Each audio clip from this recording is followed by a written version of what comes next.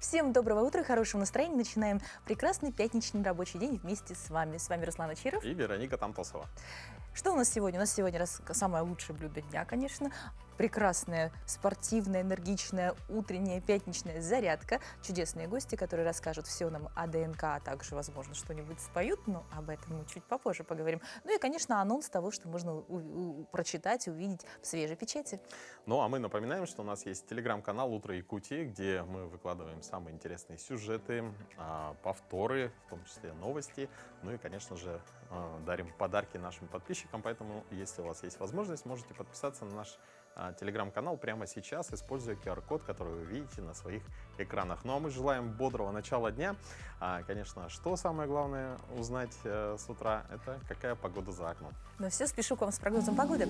Итак, в центральных районах от 0 до плюс 4, в заречной группе 1 градус холода до 7 градусов тепла, в южных минус 5 плюс 4, в Вилюйской группе минус 1 плюс 6, в Нижнеленских от 5 градусов мороза до 4 градусов тепла, в западных минус 4 плюс 6, в Колымо-Индигирской группе Улусов от 12 градусов ниже нуля до плюс 5, в Янских минус 8 плюс 6, на северо-западе 14 градусов ниже нуля и днем плюс 3. В Якутске в 6 часов утра температура воздуха была минус 2 градуса, атмосферное давление 754 миллиметра ртутного столба. Сегодня днем в столице ясно, без осадков, ветер южный от 2 до 7 метров в секунду. Температура днем в Якутске плюс 6, плюс 8 градусов. Ну, по-настоящему тепло. Да, и самое, что радует, без осадков, ясно, то есть солнце и небольшой ветерок, по-моему, да? Ну как, 2-7 метров, ну, не совсем небольшой. Ну, я имею в виду, очень хорошо для подсыхания луж. Ну, самое главное, что он южный, да, что греет душу, что это будет не холодный ветер, и уже прям чувствуется веяние, что скоро придет такая совсем короткая весна, но а потом наше долгожданное, очень жаркое лето. Да. Ну, а сейчас давайте перейдем к новостям и передадим слово нашим коллегам.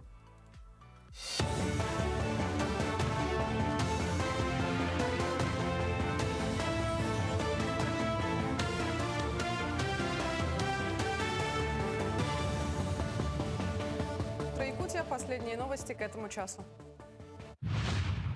Премьер-министр страны Михаил Мишустин подписал распоряжение об определении Росгеологии единственным исполнителем работ в рамках государственной программы воспроизводства и использования природных ресурсов, в том числе в рамках федерального проекта «Геология. Возрождение легенды».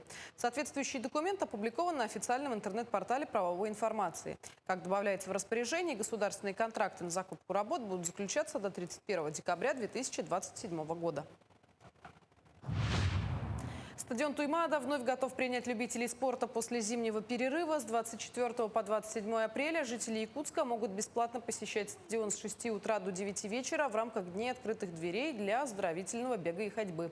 А уже с 28 апреля стадион перейдет на обычный режим работы. Кроме того, в Минспорте Якутии сообщили о скором старте традиционных утренних зарядок на свежем воздухе. Первое занятие состоится 5 мая на площади Победы, и его посвятят 80-летию Великой Победы. Со следующей недели мы по графику уже будем работать по расписанию. Здесь будут занятия по футболу. По вечерам тоже можно будет заниматься по футболу по записи. Можете уточниться по номеру через администратора, записаться. И по бегу тоже надо будет уточниться время работы стадиона. Манеж уже закроется на это летний сезон, там уже жарко, поэтому все мы выйдем на улицу. Летом будут мероприятия большие, и фестивали, концерты и так далее. Но культурно-массовые мероприятия все равно стоят в плане. 90-летие заслуженного связиста Якутии Николая Николаева отметили в республике с юбилейной датой. Его пришли поздравить правительство и такие же работники связи. Николай Васильевич прошел долгий путь, преодолевая значительные преграды формирования той телекоммуникационной инфраструктуры, которую мы знаем сейчас. Начиная свой путь в 60-е годы от инженера радиофикации, со временем в 93-м году он стал руководить первым якутским предприятием связи Саха-Телекомом.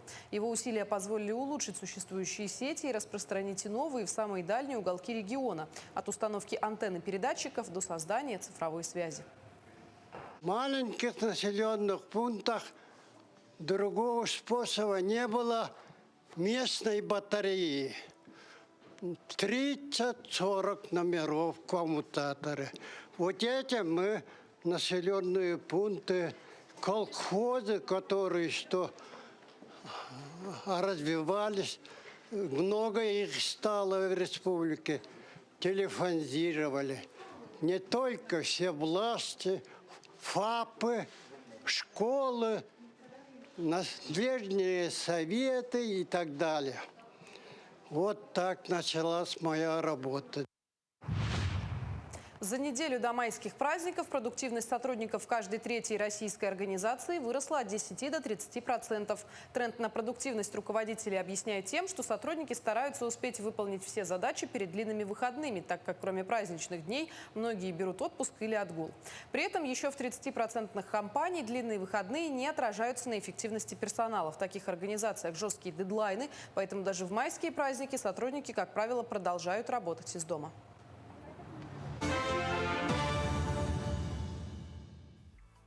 Ну, современная действительность вообще богата на дедлайны, поэтому нужно обязательно заниматься спортом. И отличная новость для всех любителей бега. Сейчас, правда, можно с утра уже позволить себе побегать на стадионе, ну, в хорошей компании и по отличному покрытию. Да, и я думаю, что многие ожидают также и начала уличных утренних зарядок. Но мы, в свою очередь, наша программа «Утро Якутии» ежедневно, круглый год Предлагает предлагает вам сделать утреннюю зарядку вместе с нашими тренерами. Всем доброе, бодрое утро. С вами я, тренер Никулина Марина и Света Дерюгова. Сегодня мы с вами сделаем разминку с акцентом на ноги и ягодичные мышцы. Будем работать в паре, а вы можете взять своего родного человека, мужа, жену, детей. Итак, это будет весело, такой маленький тимбилдинг, так скажем. Начнем нашу разминку. Упражнение с суставной разминки. Поехали.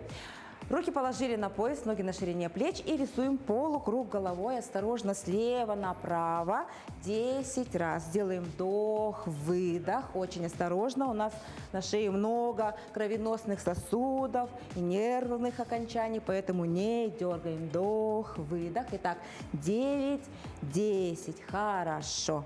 В руки вниз опустили. Делаем 4 оборота вперед плечами. И раз, два, три, 4, хороший, и назад 4, раз, два, три, 4, хорошо, правую руку наверх подняли, и раз, два, три, 4, теперь левую, раз, два, три, 4, молодцы. Теперь делаем внимательно магнитные вращания. Держим запястья вместе и уже их не расцепляем. Делаем 4 оборота, раз, два, не спешим, 3, 4, и к себе 4, раз, два, 3, 4. Отлично, руки на пояс положили, делаем обороты. Хороший оборот, разогреваем поясницу. 5 раз в одну сторону. Угу. И поехали в другую. И раз, два, три, 4, 5. Хорошо. Ноги чуть пошире поставили. Делаем наклоны вправо. 4 раза. Поехали. Раз, два, три, 4. Молодцы. Теперь налево. И раз, два, три, 4. Отлично. Теперь ноги ставим еще шире. Будем делать наклоны, разогреем поясницу. 2 раза на правую ногу. И раз, два. Посередине. Раз, два. На левую. Раз, два. И последний подход на серединку. Раз, два. На правую. Раз, два. Хорошо. Встаем. Ножки собираем. Руки кладем на пояс. Поднимаем ногу правую. И разогреваем тазобедренный сустав. Вращаем. 5 раз от себя. Угу. Если не получается держать равновесие, можно ногу ставить целиком на пол. И к себе. Раз, два, три, 4, 5. Отлично. Ножку поменяли. Делаем хороший оборот от себя. 5 раз. 2, 3, 4, 5. И к себе. Раз, два, три, 4. И закончили. 5. Отлично. Ножки вместе. Руки кладем на коленки. Рисуем круг 5 раз в одну сторону. Очень аккуратно. 3, 4, 5. И в другую сторону. Раз, два, три, 4, 5. Отлично. Остались голеностопные суставы. Ноги ставим на ширине плеч. И поднимаемся на носочек. Вдох, опустились, выдох. На пятку перекатились и качаемся. Пятка, носочек. Отлично. Теперь по очереди. Как шагаем. Раз, два, три, 4, 5, 6, 7, 8, 9, 10. Хорошо. Делаем глубокий вдох спокойно через нос. И выдох. Спинку скруглили. Еще раз вдох через нос. И выдох, спина круглая, выдох. Хорошо. На этом наша утренняя зарядка подошла к концу. И с вами была Света и Марина. Прекрасного дня! Отлично, калории чуть-чуть потратили, взбодрились. Самое время подготовиться к завтраку, ну Да. и к отличному новому дню. Конечно, и восполнить энергию в нашей очень вкусной постоянной рубрике. И мы вас познакомим сегодня с рецептом интересного блюда – тартар с апельсином. Ну, правда, интересно. Доброе утро, дорогие друзья. Меня зовут Исмаил. Я являюсь шеф-поваром ресторана «Сцена». Сегодня будем готовить с вами простейшую закуску тартар с апельсинами.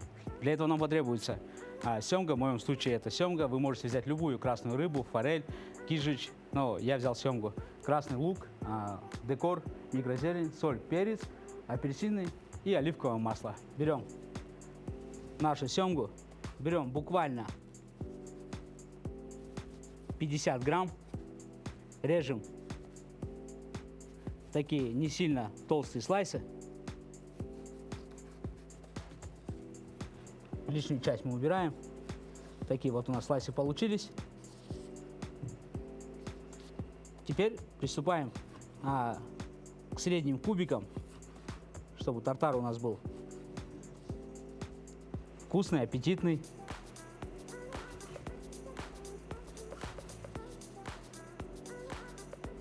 Примерно вот на такие полосочки. Далее уже на небольшие кубики.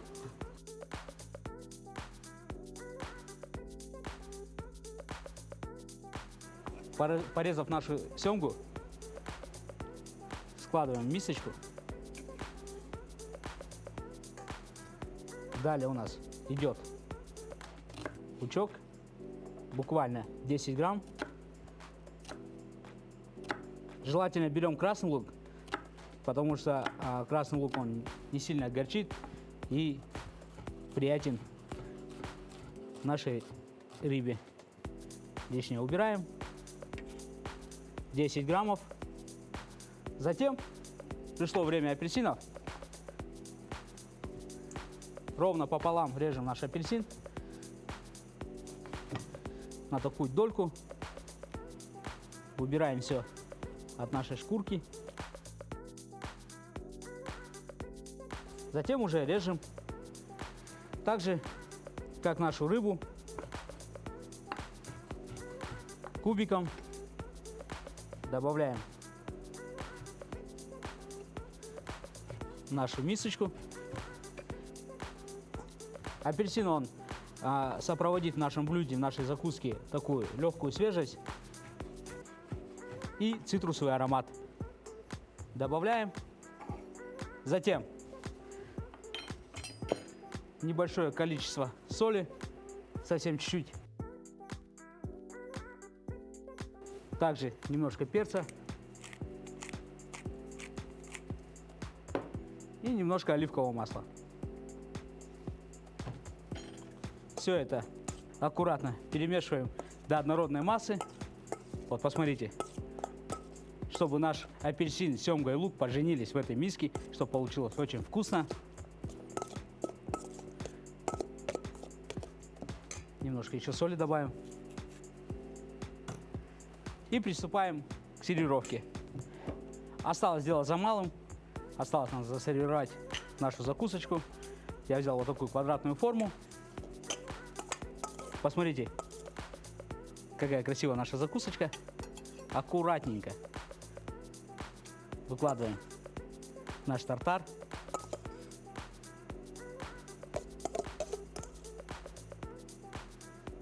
Чтобы все уголки наши заполнились, нашей формы.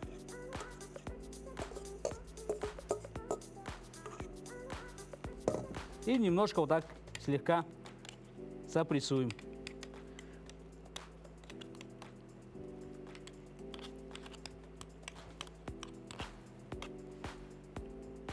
Аккуратненько вот так выложим.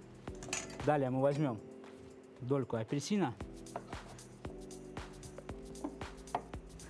Апельсин нам понадобится для того, чтобы вдруг, если вам не хватился этот цитрусовый вкус, чтобы немножко выжать соку. Немножко перца. Наша закуска тартар с апельсинами готова. Приятного аппетита!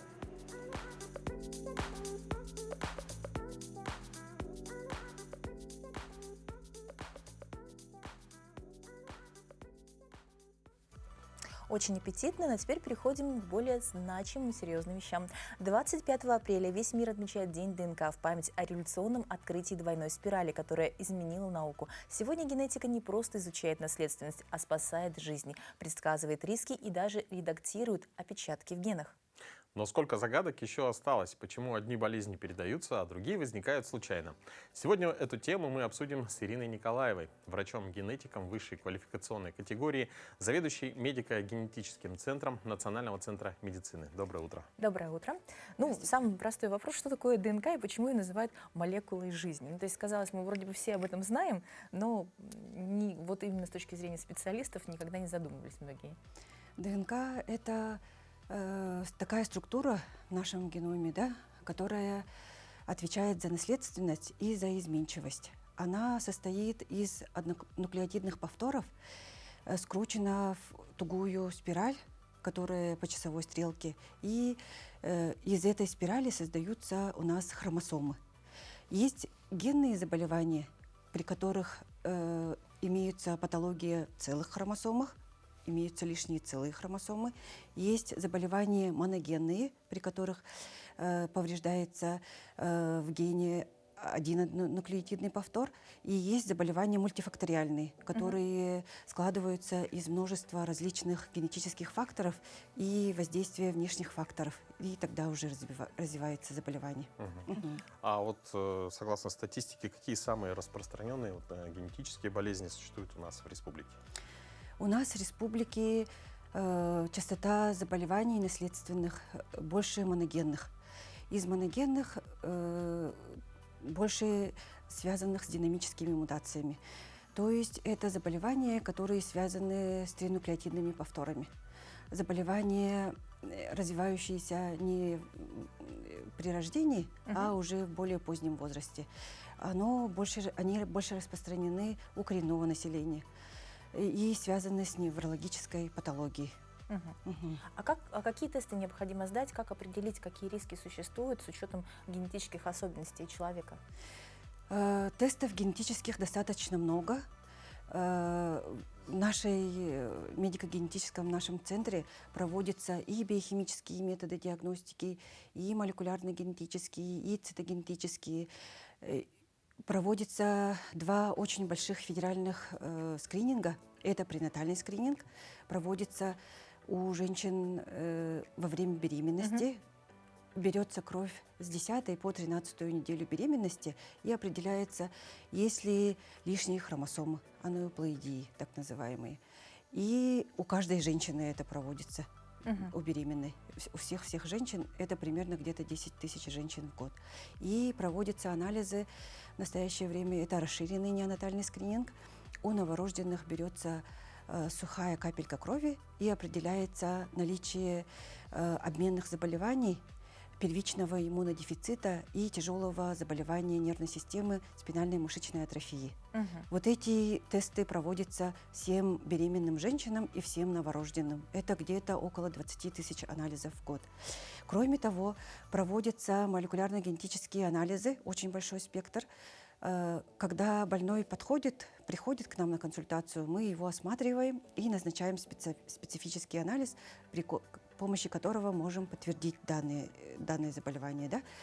И в настоящее время мы начали очень большой проект, который называется «Полногеномное секвенирование» с биотехнологическим кампусом. И проводим у больных и семей, в которых мы не могли установить ранее, например, какую-то причину заболевания, берем кровь, и уже проводится в Москве, в биотехнологическом кампусе, секвенирование всего генома. И далее уже анализ секвенирования всего генома. Это мы берем и смотрим все кодирующие и некодирующие участки генома человека. То есть мы просматриваем всю семью, да. их особенности семьи ага. и особенности каких-то отклонений. Да. Вначале мы просматриваем полный геном у больного непосредственно, и потом семью, маму, папу и близких родственников, брата, сестру. И можем установить уже причину заболевания, ген. Далее уже определить, какой тип наследования и провести в этой семье уже профилактику. При будущей беременности запланировать беременность с помощью ЭКО, либо с помощью пренатальной диагностики тоже. В начале беременности на ранних сроках можем взять анализ и определить, будет ли заболевание у плода. Достаточно сложно это понять. Нет, вроде бы все понятно, Ага. но вот непонятно, что если вот определить, что оно у него будет, что делать? В настоящее время достаточно много заболеваний поддаются уже как бы коррекции. Есть заместительная терапия, специальное питание диетическое, лечебное, да, и уже имеются патогенетические методы лечения генетических заболеваний, при которых можно ребенку дать лекарство, которое может проникнуть внутрь уже генома и поправить ненужную, ну, вот эту патогенную мутацию. Ага. И тогда ребенок себя чувствует гораздо лучше, чем бы без лечения. А все ли генетические болезни передаются по наследству? И вот, например, если в семье никто не болел, то значит ли это, что риск нулевой? К сожалению, риском нулевым мы не можем сказать, что в данной семье, если никто не болел, есть рецессивные наследственные заболевания. Это заболевания, при которых мама и папа являются здоровыми носителями мутаций. Если вдруг в 25% случаев две мутации соединятся в одном человеке, болезнь развивается. Например, у коренного населения в нашей республике таких заболеваний достаточно много. Это несиндромальная глухота первого типа, врожденная катаракта, синдром с низкорослостью. Поэтому мы предлагаем семьям при планировании беременности проходить наследственные тесты и определить, есть ли такое носительство или нет. В настоящее время у беременных женщин тоже проводится ДНК-диагностика рецессивных заболеваний при 8 аутосомно-рецессивных заболеваниях. Это финансирует наше правительство, Минздрав, и делается забор крови у женщин, и мы можем определить тоже, есть ли аутосомно-рецессивное заболевание. Если мы находим у беременной женщины заболевание, мы приглашаем супруга и определяем, есть ли у него тоже носительство.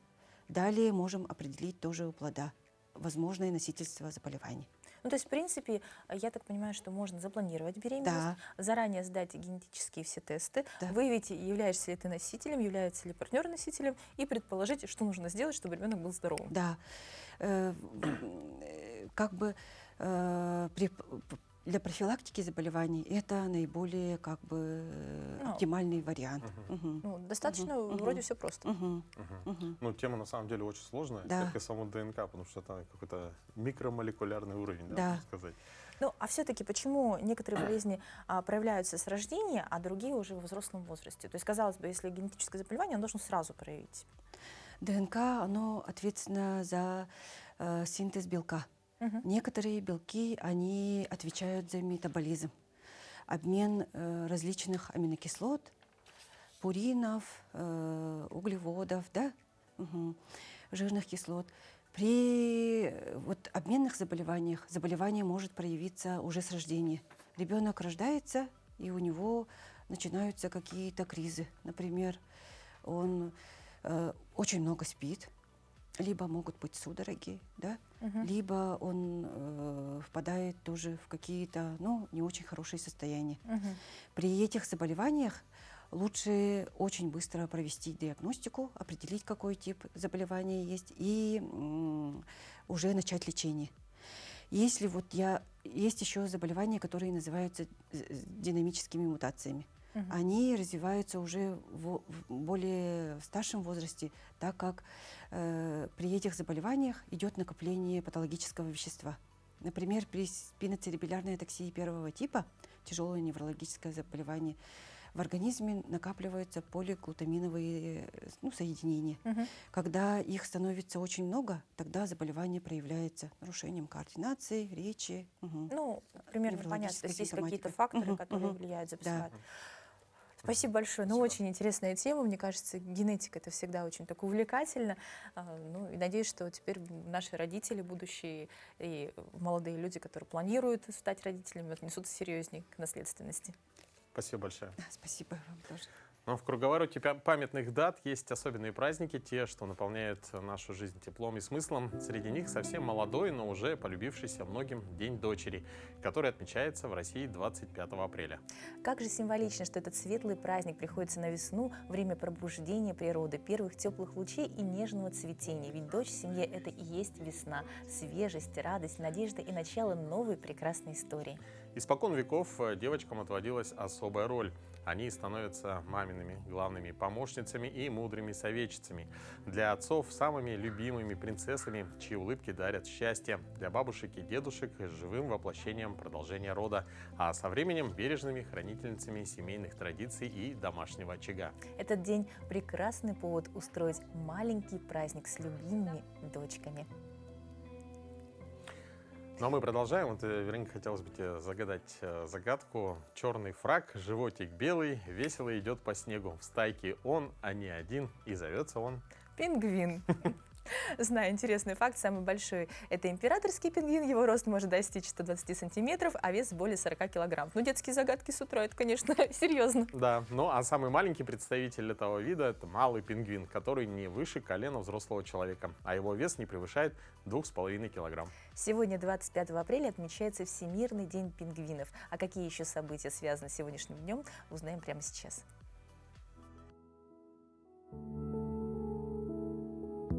На календаре 25 апреля.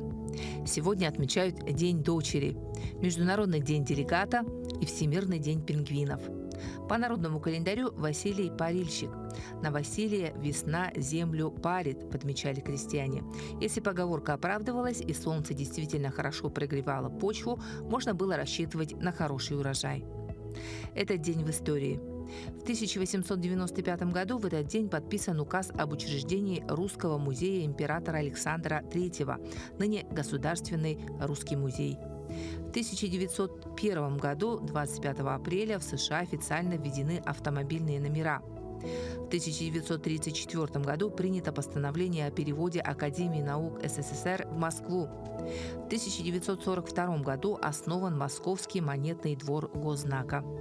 А в 1945 году в этот день завершилась Восточно-Прусская стратегическая наступательная операция советских войск. В этот день родились Семен Буденный, советский военачальник, герой гражданской войны, маршал Советского Союза. Вольфган Паули, швейцарский физик, один из создателей квантовой механики, нобелевский лауреат. Василий Соловьев-Седой, советский композитор, песенник, народный артист Советского Союза. Аль Пачино, американский актер театра и кино, режиссер, продюсер. Владимир Жириновский, советский, российский государственный политический деятель. В этот день также родились Владислав Третьяк, советский хоккеист, трехкратный олимпийский чемпион, общественный деятель России, и Елена Ким Татаринова, музыковед, педагог, заслуженный деятель искусств Республики Саха-Якутия, отличник культуры Республики Саха-Якутия. Именины сегодня отмечают Василий, Давид, Иван, Мария, Марфа и Сергей.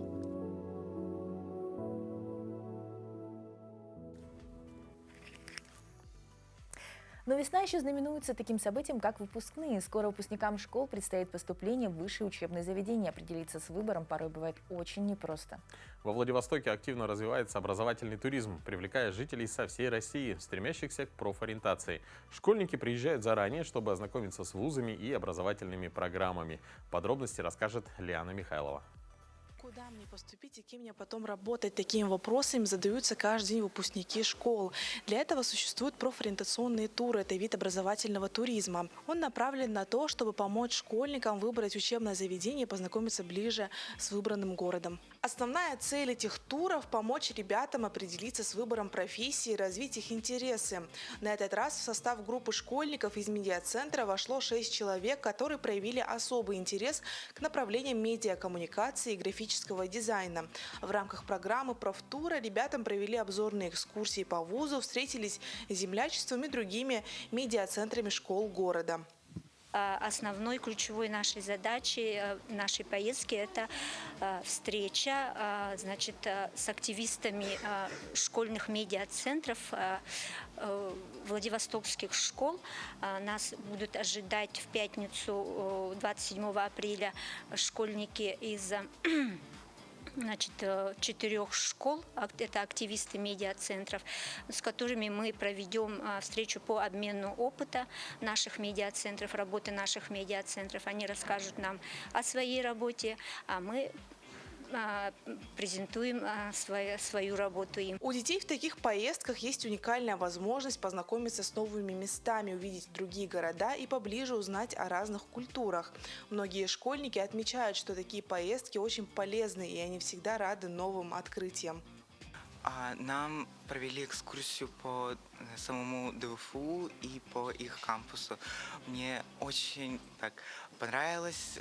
Наши экскурсоведы были очень так интересно рассказали нам о самом, как у них проходит обучение, как поступить сюда, сколько нужно баллов. Мы планируем встретиться с другой школой и передать свой опыт, а также узнать, чем они занимаются.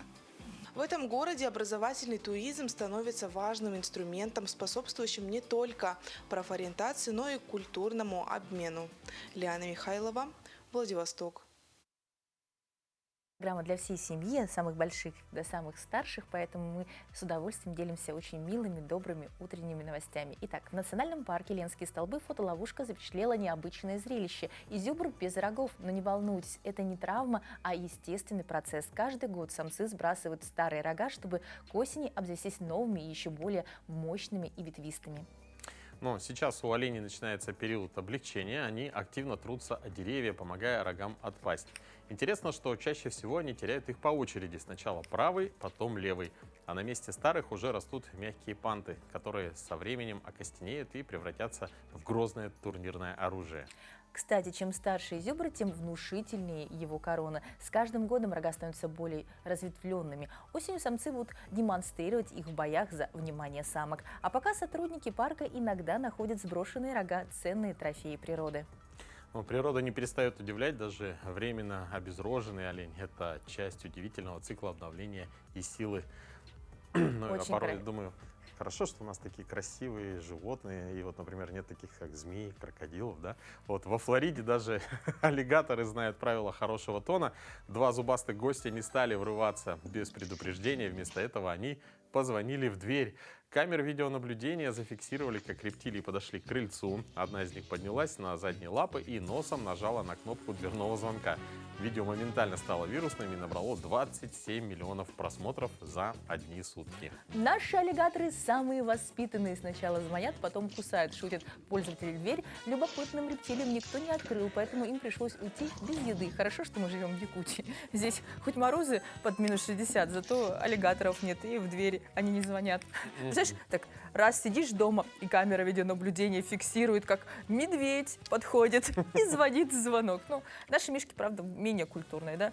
Просто заходят и вырываются. Теперь понимаю, почему у них стеклянные двери, ну и видеокамеры. Возможно, увидели, не стали открывать. Передумали. Ну а продолжить наш утренний эфир мы хотим анонсом свежего номера газеты «Якутия». Здравствуйте, дорогие телезрители! Коротко о самых интересных материалах в свежем номере главной газеты республики. Как работает скорая помощь? С какими трудностями сталкиваются медицинские работники?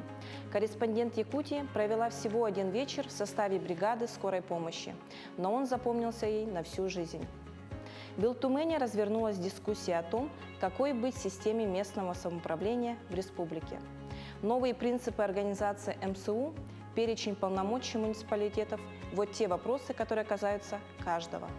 Читайте об этом в статье Аламжи Будаева. Будучи студенткой СВФУ, она уехала по обмену на учебу в Японию и провела там много лет. Училась в магистратуре, в аспирантуре и даже защитила докторскую диссертацию. Где жила наша землячка, кем работала и что узнала о загадочной стране восходящего солнца, читайте очерки Веры Макаровой «Жизнь в Японии глазами якутянки». Памятная табличка на улице Октябрьская напомнила об истории Якутской национальной военной школы, где учили младших командиров для Красной армии. В 1941 году отсюда, со двора Якутского военного комиссариата, якутяне уходили на войну. Это место помнит многих героев Великой Отечественной. Его историю читайте в статье Игоря Платонова.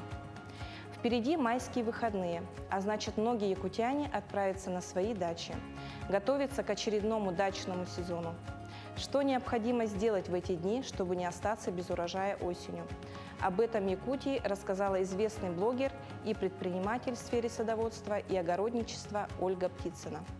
А еще в номере, как всегда, занимательный сканворд и гороскоп на неделю. Будьте в курсе событий, читайте газету «Якутия». Хорошего вам дня!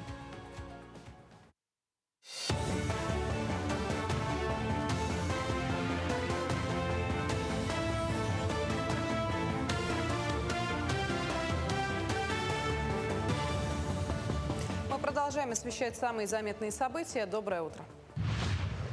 С начала этого года в Якутии стартовал второй этап федерального проекта «Геология. Возрождение легенды». В период с 2025 по 2027 в регионе проведут геолого-разведочные работы на 26 объектах. По данным Министерства промышленности и геологии, из них 11 объектов будет по твердым полезным ископаемым, 10 участков по углеводородному сырью, 5 объектов региональных геолого-разведочных работ.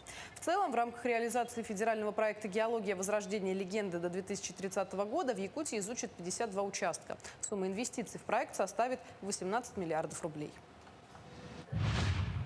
Более 130 историков, искусствоведов и культурологов со всей страны обменялись научными достижениями на Всероссийской конференции под названием «Северо-Восток Азии в гуманитарных исследованиях, традиции и современность». В центре внимания этнография в целом и культура в частности. Не обошли стороной и вклад североведов Владимира Йохельсона и Владимира Богораза в российскую и мировую историю.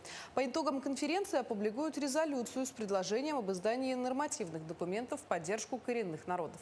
Я занимаюсь сейчас историей поселков в нашей якутской Арктике. Очень такая интересная, продуктивная тема. Истории вообще 20 века. Очень много поселков нашей республики в советский период интенсивно развивались. И, к сожалению, в 90-е годы многие из них перестали существовать. Но люди остались. И я очень заинтересована в этой тематике. Учащиеся школы номер 19 города Удачный активно изучают якутский язык и культуру под руководством талантливого учителя иностранного языка Юлии Антоевой. В рамках образовательного процесса Юлия разработала уникальную настольную игру на тему Аланхо, что позволяет ученикам погрузиться в традиционное якутское повествование и ознакомиться с богатством местной культуры.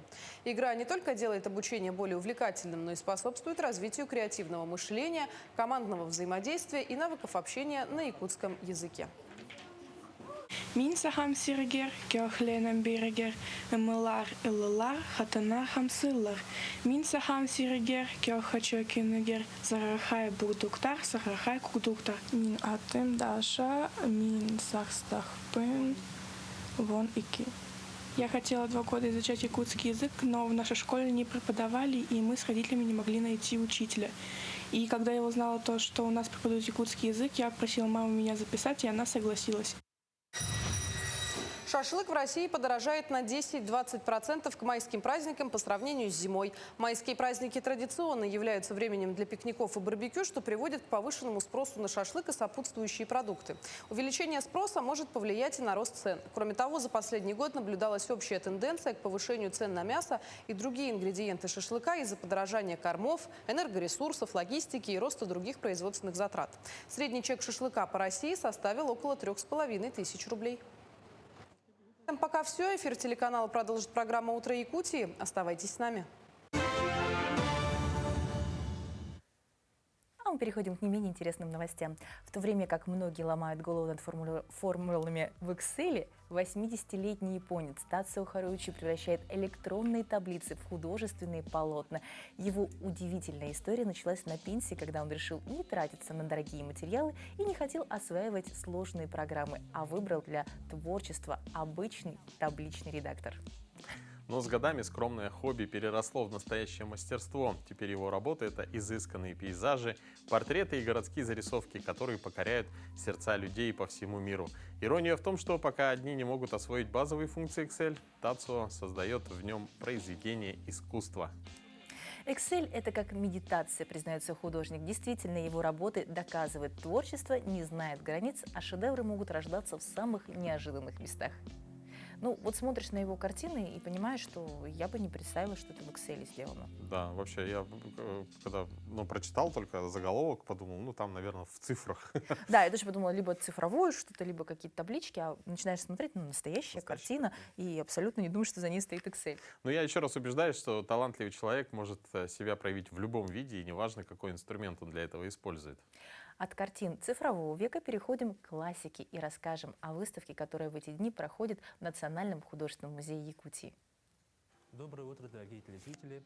Сейчас в Национальном художественном музее Республики Саха-Якутия проходит выставка «Арктика как искусство».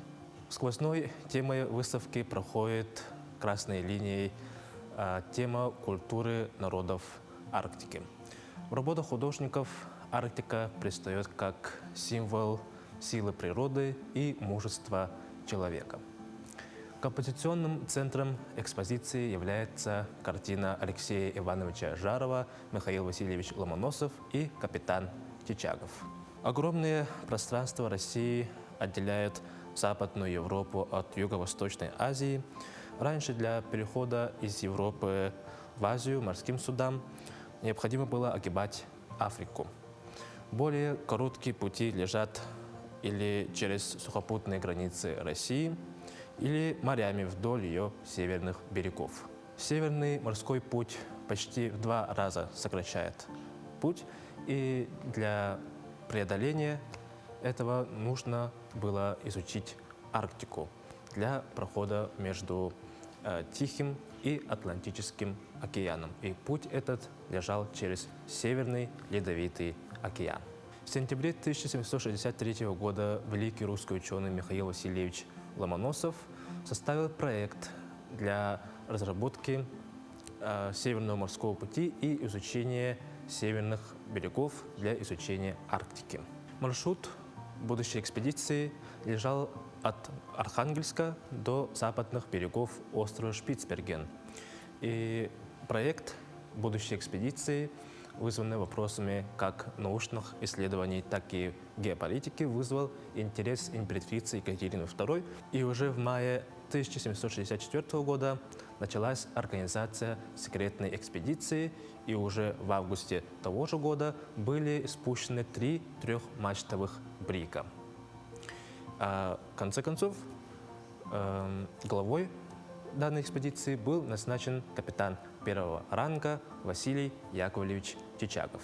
Момент встречи ученого Михаила Васильевича Ломоносова и капитана Чичагова изображен в картине Алексея Жарова. В картине мы видим роскошное убранство кабинета Ломоносова, также видим вид из окна, который выходит на Петропавловскую крепость, на холодные Невские волны и корабли. В центре картины мы видим глобус, где Михаил Васильевич начертил будущий путь экспедиции и с выразительными жестами рассказывает об этом Чичагову. Твердый взгляд и серьезное выражение лица Василия Яковлевича Чичагова выражают как и волнение, так и решимость перед лицом опасной экспедиции. Также на заднем плане картины мы видим портрет императора Петра Великого. Одним из последних указаний императора была организация такой же северной экспедиции, которая выяснила бы существование пролива, отделяющего Евразию от Северной Америки. Таким образом, в одной картине мы видим 3 фигуры людей, которые сыграли решающую роль в освоении Арктики. Впоследствии Василий Яковлевич Чичагов после 2 экспедиций понял, что задача является невыполнимой, однако собранные сведения сыграли большую роль в научном исследовании Арктики, также и в ее освоении. В мире, где музыка часто становится массовой и однообразной, есть голоса, способные остановить время. Голоса, в которых слышится шепот предков, звон бубна шамана и вечный зов северного ветра. «Голос, летящий ввысь» — так переводится с якутского имя Чийская рай нашего сегодняшнего гостя. Валентина Романова, заслуженный артист Республики Саха-Якутия, певица, актриса, покорившая кинотавр. Сегодня у нас в гостях. Доброе утро. Доброе утро. Валентина, ваш документальный фильм «Чискырый. Женщина Саха» стал выбором Москино. А что, на ваш взгляд, особенно привлекло столичных зрителей в этой истории? Как вы думаете, почему именно ваша судьба, ваше творчество оказались так близки людям и, возможно, никогда не бывавшим в Якутии? Но я знаю, думаю, что дух народа Саха привлекло. Потому что очень древняя у нас это культура, язык. И поэтому всем оно генетически, наверное, уже известно. Поэтому они знают, что Якутия там всегда холодно. Многие так, наверное, думают, за границей везде думают, что тут очень холодно. Но я говорю, там все есть, все нормально. Холод и жара. Да. Угу. Конечно, тут показано именно жизнь женщины. Да. Вот. И каждая женщина принимает себя в фильме, когда после просмотра. Чувствует себя. Очень интересно, да? Да. Отзывается в Мгм. Ну, как... И это первая наша премия Москино. Да. Игровые фильмы очень сложно в конкурсе участвовать. Я думаю, это прорыв. Это безусловно. Безусловно, прорыв, якутского конечно. документального фильма, не игрового. Но вот ваша жизнь в фильме показана как мистический триллер и античная трагедия. Что было, наверное, самым сложным в этом интерпретации, в этом периоде? Вот как это все показать? Там не надо, знаешь, что многие ошибаются, надо думать, что надо показать, а просто надо жить. То есть прям Я даже прожить в кадре. когда после просмотра фильма про меня, да, я посмотрела, как я очень много делаю. Поэтому очень интересный фильм, так что оно очень духовный, очищающий фильм. Здорово.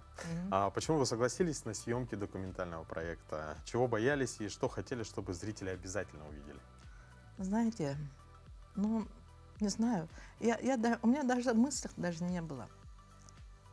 Мыслей даже не было, что что будет думать зрители и как примет. Знаешь, в камере ты не можешь врать. Врать никак нельзя. И на сцене тоже врать нельзя. А на камере, в игровом фильме 50% я энергию отдаю. Тогда ты не врешь. А когда в документальном фильме вообще не думаешь, что такое процент. Это твоя жизнь, не по сценарию. Знаете, мы план составляем, а сегодня по-другому. Это же интересно. Документальный фильм – это живой фильм и плодородный. После этого фильма много у нас проектов, я не буду говорить. Вот интересно, вы поете на якутском языке, но зрители в Архангельске вот прям воодушевились и плакали даже на вашем концерте. Как вам удается передать энергию, передать смысл, содержание песни даже людям, которые не обладают знанием языка? Ну, Архангельск тоже народ, как мы, тоже такой неэмоциональный, и тоже морозоустойчивый, сильный народ. Там, кстати, родина фри-джаза же. И они очень близки, они знают. И самое главное, ты, когда изнутри сияешь, экология у тебя очень сильная, светлая, тогда все примут. Любой точки мира. Главное быть искренним, Да. открытым. Да. Вот я вообще не люблю маски одевать. Интересно. Но мы все надеваем маски, да? Много Время от надеваете. времени. На Поэтому работе одни, я дома счастливый другие. человек, никогда никому не заставляю маски одевать, когда со мной разговаривают, со мной общаются. Я сама не одеваю, так что прекрасно. Это хороший совет, кстати. Да. А вот известно, что вы также официально зарегистрировали имя Чискырый как товарный знак. Расскажите, почему вы приняли такое решение и как это помогает защищать и продвигать ваше творчество и культурное наследие, которое вы представляете? Ну, у меня, я думаю, давно как автор должна была зарегистрировать свои проекты, да? У меня огромный проект есть «Песен вселенная». Все охватывает, и педагогики, и творчество, много-много. Там очень большой механизм. Это надо было зарегистрировать. Должна я быть защищена. Мгм. И мне посоветовала моя очень близкая подруга Настасья Старостина, и мы подошли к консалт-уту. И они нам оформляли, помогли грамотно все это. И сказали, что, оказывается, мой логотип, товарный знак, очень хороший. Никому, нигде не похож. На все меню, вот, которые я выбрала, там нету. Поэтому так быстро решили. И я получила. Нет, здорово, Ну, когда... наверное, да, открытому человеку Да. открыты все двери. Надо быть защищенным. Да, конечно, надо Наверное. оформлять все юридически Так что грамотно. бренд Чускырай есть. Ну, а в чем, на ваш взгляд, вообще сила якутского фольклора? То есть в чем его особенность, что его так хорошо принимают, что он так хорошо реализовывается в любых проектах различного направления? Ага. Язык наш очень древний язык. То есть именно... Надо, когда ты поешь, я давно работаю над экологией звука, и это всем это достаточно. И музыкантам тоже, понятно, мы всегда говорим. У меня очень много сессионных музыкантов везде, и в Европе раньше тоже, в Лондоне, везде там сессионные музыканты играли. А вот нынче в Петербурге тоже концерт был в клубе Джепси, и там музыканты поняли, у нас один язык, это язык музыка. Но музыка — это, можно сказать, международный язык. Да, да. Но я свободный. Даже в музыке я свободный человек. У меня нет системы. Но я все понимаю. Поэтому интересно. Спасибо. Спасибо вам большое за то, что вы посетили, украсили наш сегодняшний эфир. Спасибо. И желаем дальнейших Поздравляем с творческих достижениями. Ждем. Спасибо, что поделились по секрету, что Да, много да. других проектов. Ага. Ждем с нетерпением их Спасибо. реализации. Спасибо. Спасибо, что пригласили. Спасибо. Ну, а нашим телезрителям мы желаем отличного настроения, бодрого утра. И напоминаем, что сегодня пятница. Да, начинайте каждое утро вместе с нами, но прямо сейчас посмотрим удивительный клип.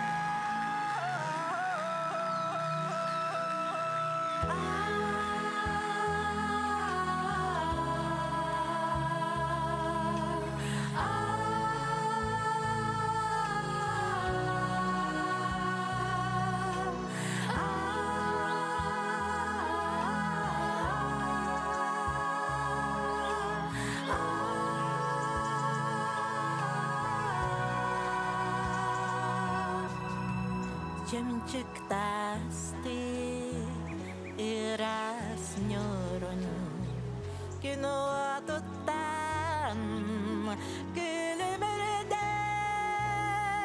narin kisti naskiyangan dogu juya ustagan